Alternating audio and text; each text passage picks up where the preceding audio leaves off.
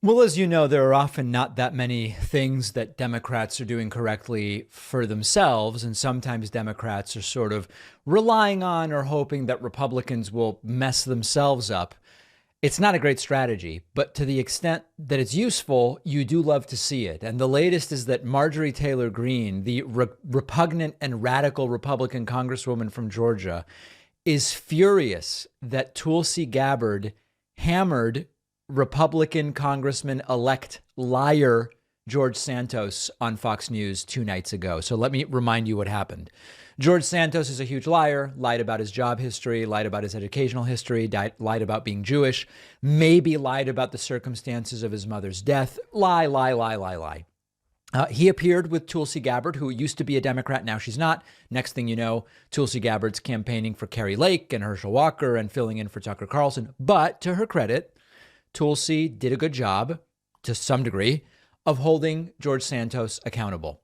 Marjorie Taylor Greene did not like it, unleashing a fascinating series of tweets insofar as it tells us a lot about how these people think about politics. Let's look at the tweet thread. This is, again, Marjorie Taylor Greene not happy with Tulsi. Quote, Tulsi Gabbard, who says she is a former Democrat, gave Representative-elect George Santos zero grace, while George is admitting and apologizing for lying about his resume, just like her former colleagues are giving George zero grace and even demanding he resign. Remember, he didn't admit and apologize. He minimized, called them embellishments, said the explanation would go over the voters' heads because they couldn't possibly understand it, and on and on and on. To say it was an apology is a little bit much. Okay, Marjorie continuing, quote, Tulsi says that George's actions on the House floor are what is most important. But George has not even had the chance to take action for his district on the House floor because he isn't even sworn in yet. Tulsi also says, how can his district believe anything he says when he is standing on the House floor fighting for them? That's a good question. I too believe actions and words are extremely important, but I don't think a former Democrat whose actions on the House floor as recent as 2020 that gave her an A from Planned Parenthood, an F from the NRA, and introduced a climate agenda signature piece of legislation called the OFF Act, designed to end all fossil fuels, the same as AOC's Green New Deal, should lecture a newly elected Republican member of Congress on how he should vote to represent his Republican district. Oh, boy. Marjorie continuing this tirade, quote, I do appreciate that Tulsi says words that sound conservative now, even though she can't take action to back them up. I am glad she, like George, realized she made mistakes and was wrong every time she voted to support killing the unborn, taking away our gun rights, and legislated to kill America's energy independence and the fossil fuel industry. I hope Tulsi is sincere, just like I hope George is sincere. I think we Republicans should give George Santos a chance and see how he legislates and votes, not treat him the same as the left is.